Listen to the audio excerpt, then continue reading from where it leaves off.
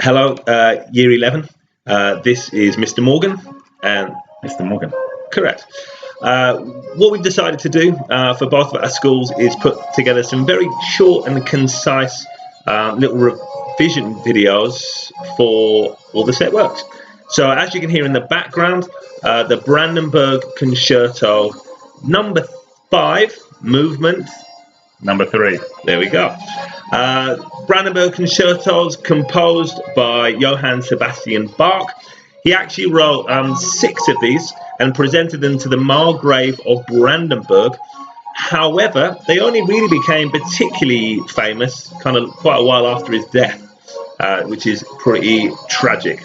It is an example of a concerto grosso. What's a concerto grosso? Concerto Grosso. This is a concerto that is made up of a group of soloists and accompanying group. Fantastic. The instrumentation that we hear, I'll do the concertino group first. The concertino is the soloist. We have the flute, the violin, and the harpsichord.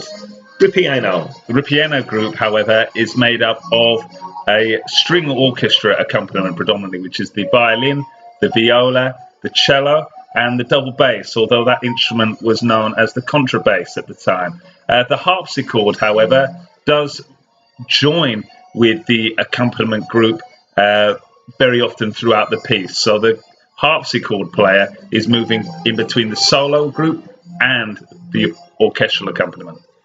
Fantastic. It starts in D major. That's the home key for our piece. We're in ternary form.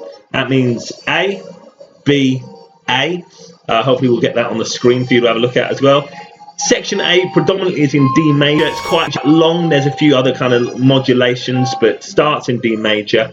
And the B section goes to the relative minor. So it's in B minor during section B. We'll explain some of the modulations when we listen to the whole track through shortly. However, worth pointing out before we start that this piece is in 2/4. That means that there are 2 crotchet beats per bar. In terms of the rhythm, there is a lot of dotted rhythms with a dotted quaver followed by a semi-quaver. There's also a lot of triplets where 3 quavers are squeezed into the space of 2. This use of the rhythm actually gives the piece its dance-like quality. In this case, this is a dance known as a jig. Perfect. So what we're going to do is I think we're going to start the track from the beginning and just talk through a little bit the analysis as we go. Okay, it begins monophonic texture between bars 1 to 2. 2-part counterpoint, however, when the flute joins in from bars 3 to 9. 4-part then between bars 10 to 29. But from then on, the whole Ripieno have joined in. You can see the harpsichord is playing a lot of conjunct scales.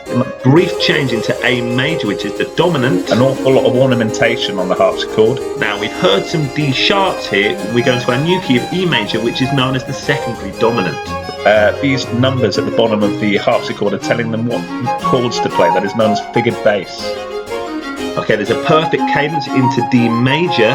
Our ideas have now started to overlap. This is known as stretto. Okay, again, very fast scales played, particularly in the right hand of the harpsichord. Remember, it couldn't sustain any notes, so it had to keep itself busy. Okay, we get a very quick passing modulation between some of our parts here. But we do have dialogue between the flute and the violin. This is where the ideas, almost like question and answer, are being passed on from one to the other.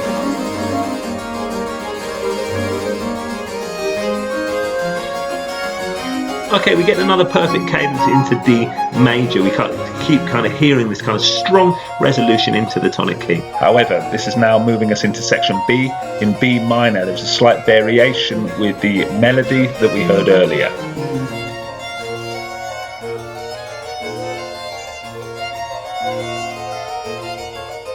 Okay, the texture is much lighter in this section B. There's fewer instruments playing, and the more the solo instruments are kind of engaging in this dialogue, the kind of exchanging of ideas. There has been a brief movement into F sharp minor. Okay, again, as we said before, the texture is still much lighter, so they could exchange. However, we start hearing some rising sequences in the harpsichord. A sequence, remember, is a pattern of notes that sort of moves up but keeps its shape.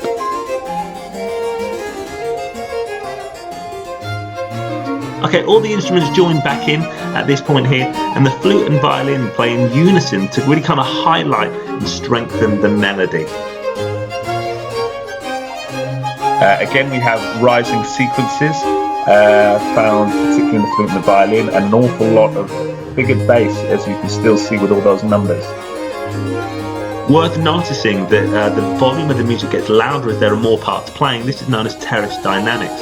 There are, however, two brief modulations here to E minor and B minor.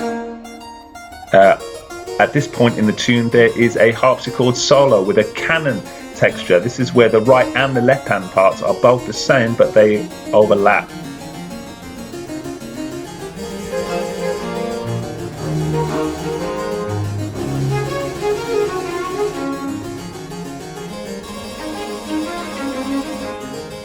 Again, we're hearing here in the harpsichord part particularly relentless triplet quavers. This is known as passage work, when both, playing very dense kind of rhythmic figures to kind of fill out the sound. Again, we have a right-hand melody in the harpsichord, very prominent. And what we are hearing here is quite a chromatic section, lots of notes kind of in and out of the different key centres. We have a dominant pedal note in the left hand of the harpsichord, the F sharp, also found in the contrabass. This is preparing for a cadence into B minor.